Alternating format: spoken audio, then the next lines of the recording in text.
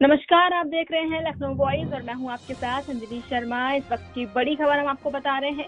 5 राज्यों में विधानसभा चुनावों की तारीखों का ऐलान हो गया है। बड़ी खबर आपको बता रहे हैं, छत्तीसगढ़ में 2 चरणों में मतदान होगा। 7 और 17 नवंबर को छत्तीसगढ़ में मतदान होना है। मध्य प्रदेश और राजस्थान में एक ही चरण में चुनाव होगा। एमपी में 17 नवम्बर को वोटिंग होगी, तो वहीं राजस्थान में 22 नवम्बर को मतदान होगा। तेलंगाना और मिजोरम में भी चुनाव का ऐलान हो गया है। ज्यादा जानकारी के लिए हमारे साथ अब हमारे सहयोगी अभिनव हमारे साथ जुड़ चुके हैं। हम अभिनव से जानेंगे कि क्या कुछ खबर सामने निकल कर आ रही है। जी अभिनव।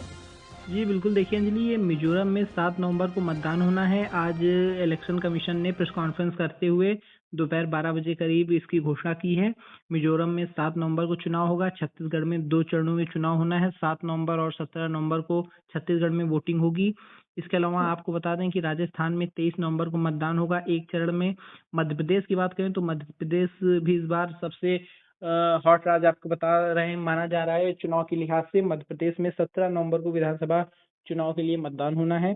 तेलंगाना की बात करें तो सबसे आखिर में तेलंगाना में 30 नवंबर को इस बार वोटिंग होगी। और इन सभी 5 राज्यों के चुनाव के नतीजे 3 दिसंबर को एक साथ आएंगे। 3 दिसंबर का दिन तय करेगा कि इन 5 राज्यों में कौन सी पार्टी की सरकार बन रही है। चूंकि 2024 लोकसभा चुनाव से पहले या एक आखिरी चुनाव होगा, इसमें इसको एक प्रकार से सेमीफाइनल के भी रूप में देखा जा रहा है। और सभी पार्टियां इस पूरे जोर शोर में है कि 2024 लोकसभा चुनाव से पहले इन 5 विधानसभा चुनाव में उनकी पार्टी सरकार में वापसी करे।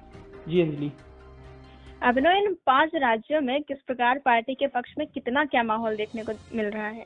जी बिल्कुल, अगर राजस्थान की बात करें तो राजस्थान में अब तक वर्तमान में कांग्रेस की सरकार थी, अशोक गहलोत मुख्यमंत्री रहे। लेकिन जी। कहीं ना कहीं राजस्थान में एंटी इनकम्बेंसी देखी जा रही है। सत्ता के खिलाफ थोड़ा माहौल है। और राजस्थान के प्रति ये धारणा भी है कि राजस्थान की जनता हर 5 साल पे सरकार वहाँ पलट देती है। 5 साल कांग्रेस को, 5 साल बीजेपी को मौका देती है।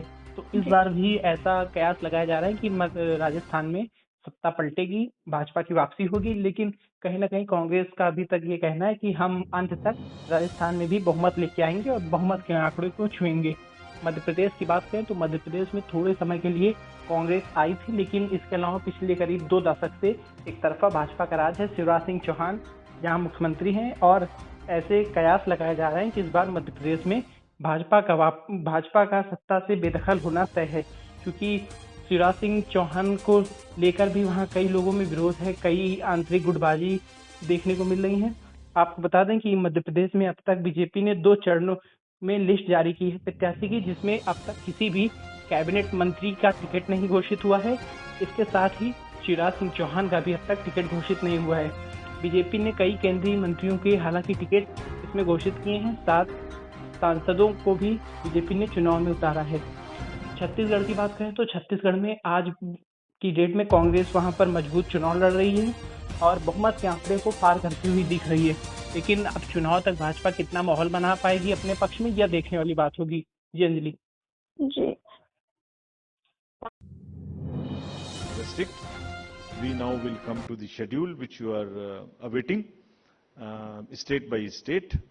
And now to start with from the Mizoram, the date of poll will be 7th November and date of counting would be 3rd, which is common of course for all these states, and elections in all these states would be completed by 5th of December. So date of poll is 7th November.